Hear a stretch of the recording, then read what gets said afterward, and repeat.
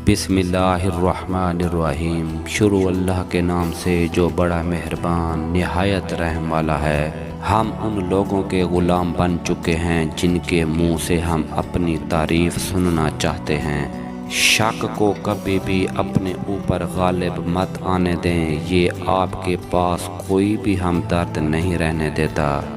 अना की तस्कीन के लिए मुखलिस लोगों को खो देना सबसे बड़ी जहालत है। जहाँ आपका होना या ना होना बराबर हो, वहाँ आपका ना होना ही बेहतर है। तमाशा ये था कि तमाशाई अपने थे।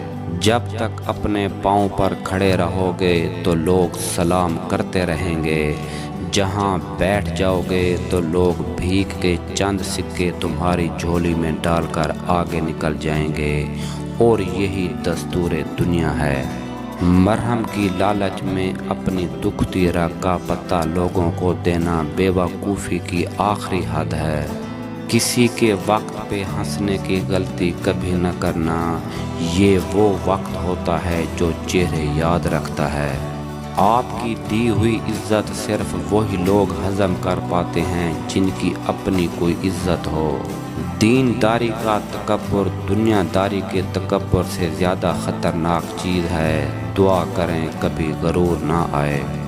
जो लोग झुक जाते हैं वो कमज़ोर नहीं होते, बस उनमें रिश्ते निभाने की चाहत दूसरों से ज़्यादा होती है।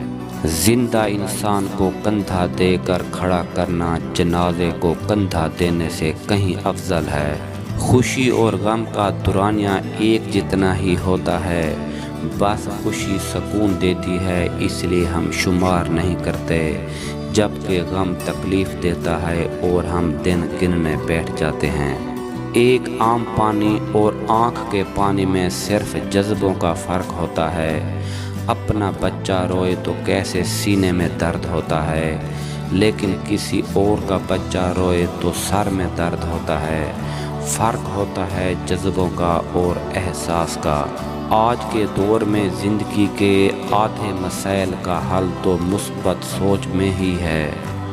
कभी कभी तमाम दरवाज़े इसलिए भी बंद हो जाते हैं कि अल्लाह पाक तकदीर बदलने के लिए तुम्हें भी एक मौका देता है दुआओं के ज़रिए।